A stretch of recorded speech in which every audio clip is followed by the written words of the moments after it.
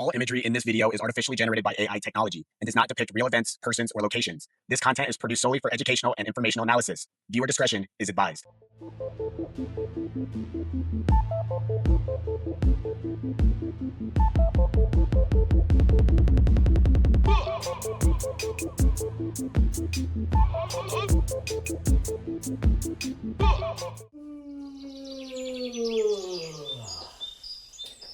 God damn, I'm hungry.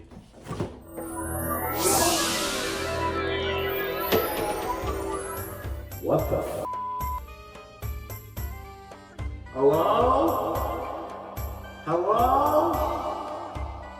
Can anyone hear me? Welcome to Unraveled Anomalies, where I dive into the strange and unknown, digging up stories and legends that you've never heard about. Until now. In today's episode, we're heading back to the fall of 1903 in a quiet little coal mining town in Iowa. For several terrifying nights, respected locals, bankers, doctors, businessmen, and even the town's own newspaper reported sightings of something straight out of a nightmare. A massive winged creature with a glowing horn on top of its head that shot out blinding beams of light. It crawled out of an old abandoned mine shaft, made unearthly screeches, left a horrible stench wherever it went, and even was immune to bullets. Then just as suddenly as it appeared, it vanished without a trace. No explanation, no remnants of the creature, nothing. Was it a cryptid that was living in a mine shaft? A misidentified animal? Or a demon that was summoned by the devil himself? Let's jump into it. Chapter 1. The Night Terrors begin. It all started in late September 1903 in Van Meter, Iowa, a small, peaceful town of just a few hundred people at the time. The first sighting came when a well-known local businessman named U.G. Griffith spotted a strange glowing figure perched on top of a building late at night. The very next night, the town doctor, Dr. Fred Alcott, was awakened by an extraordinary light outside his window and saw the creature clearly. About 7 to 9 feet tall, with huge bat-like wings, a beak, and a blunt horn on its forehead that emitted a powerful beam of light. No. To the no. Maybe it's the black in me, but I'm getting the out of town. First off, if I'm UG Griffith and I'm outside on a stroll or doing my business at night, whatever it is, man, and I look up and I see this beast straight out of hell perched up on a building, perched up on my church or something, dude, I am getting the out of Dodge. You feel me? I am not playing with this shit. I'm getting my walking boots on and I'm going right to the town over. I'm going like miles away. I am getting as far as I can from this thing, especially if I'm the doctor. If I'm sleeping and then a light just blasts in my face. Pause! What is that? And I'm like, oh shit, what the that be? And I look, and you have this thing just with a horn just shooting beams at you? Hell nah, dude. I'm packing up and I'm leaving that night. I do not play that shit, man. No. Over the following nights, more prominent citizens reported encounters. A bank cashier, a hardware store owner, and even the local high school teacher all described the same thing. A half-human, half-animal beast that hopped like a kangaroo, flew silently across rooftops, and left 3-toed footprints behind. One witness even made a plaster cast of those tracks. The creature let out a horrible screech and gave off a terrible odor wherever it went. The odor was described as a rotten egg or sulfuric smell that would cause physical reactions to people in the vicinity.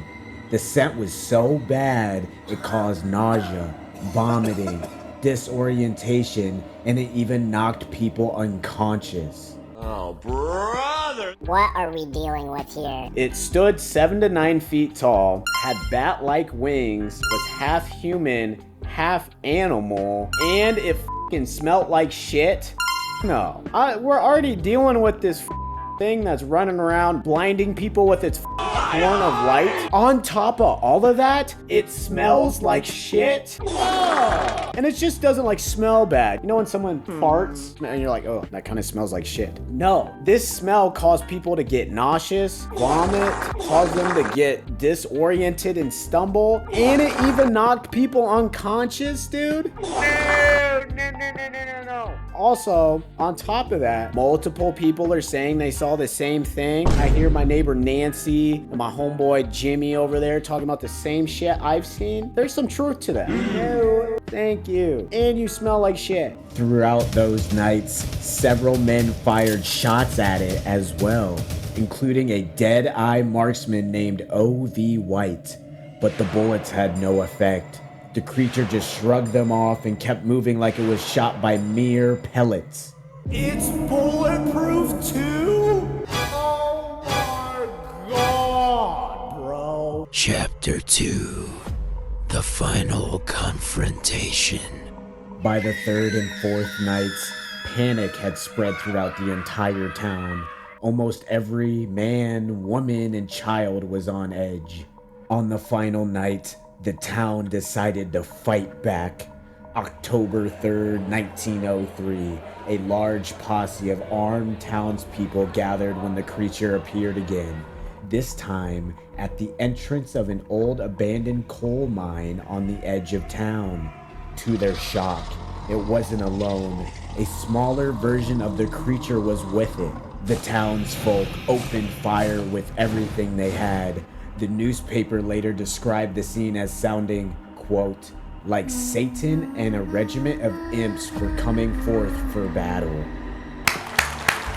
Shout out the townsfolk. See, I'm with that kind of shit. The people of Van Meter were about that action, man. They were tired of it. I would be too. This mother terrorizing the whole town while we're just trying to live our lives, and it's smelling like shit. People are puking and shit, and it's just flying around causing terror. And the people were fed up. So the people of Van Meter, they group up, they go down to the old abandoned mine shaft where the monster was. Okay, cool. They're thinking this. We got the whole town. We're all strapped. We're ready to go. It's just us versus the monster. And then they pull up. There's another one? Another one. Now you gotta face two monsters that smell like shit and are bulletproof. At that point, man, I don't know. I'm probably just shitting my pants. Really, nigga?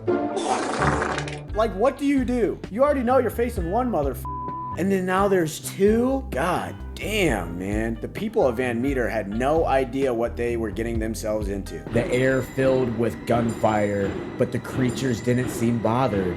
They slowly descended into the dark shaft of the mine and were never seen again.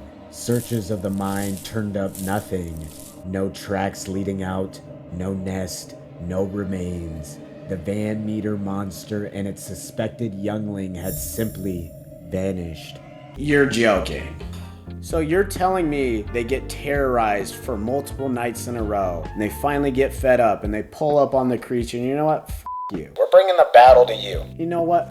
Your kid too. I'm gonna pop his ass as well. So they lay fire. We know it's bulletproof. Whatever, man. Cool, we're gonna follow it. We're gonna find out where it came from. We're gonna solve this mystery as a town, as a group, and it's gonna be glorious. They get in there. Nothing. They find nothing. How? No nest, no remains, not even a hole where it could have came out of the depths of hell. So all that shit went down for it to just be like, See you never. and then the townsfolk are like, was that a fucking fever dream? Chapter 3. Theories and lingering questions. So what was the Van Meter monster? Number 1, a misidentified animal. Some suggest it could have been a large bird like a pelican or a heron, or even an escaped exotic animal, though the glowing horn and bulletproof nature don't quite fit. Number 2, mass hysteria or a hoax.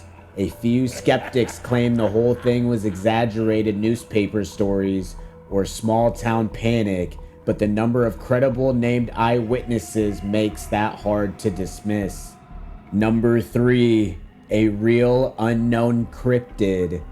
Many believe it was a genuine creature, perhaps a surviving pterosaur or something that crawled out of the old mine tunnels from the deep underground. Number 4, something even stranger. A few theories go into alien, demonic, or interdimensional territory, especially given the light beam and immunity to bullets. Okay, gang, we're going with number 4 this time. I kind of want to tie in number 3 as well, but just from how f***ed up this creature was. It was immune to bullets and it smelled like shit and it caused people to puke and get knocked unconscious. That monster definitely came from a different dimension where it was summoned by Satan himself. No other answer. I know we're gonna have people that are gonna be like, okay, it was number 2. It was a hoax. That could be a possibility, or maybe the newspaper just gassed up this story to get people to buy the paper or make the town famous for something. I don't know. But multiple people saw the same thing. And mind you, I don't think we've touched on this yet. Some person made a plaster cast of the footprint. I think that creature was actually there and they never found out what the creature was. And that's just what it is. Just imagine you wake up one day and then 3 or 4 nights later, you're literally gathering up the squad in the town to pull up on a giant monster and its little kid and try to blast it into oblivion. There's no way in hell any of them knew that was going to be a part of their lives. Unbelievable, man. But they showed that motherfucker and it bitched out. Whatever it was, the case was never solved and the creature was never found. The town eventually moved on, but the story has refused to die. The Van Meter monster is a horrifying reminder of how quickly the ordinary can turn into the unimaginable. How something straight out of a nightmare can crawl out of the darkness, stalk a quiet town, and then vanish without a trace, leaving only fear, paranoia, and unanswered questions behind. What do you think it was? A real monster from the depths?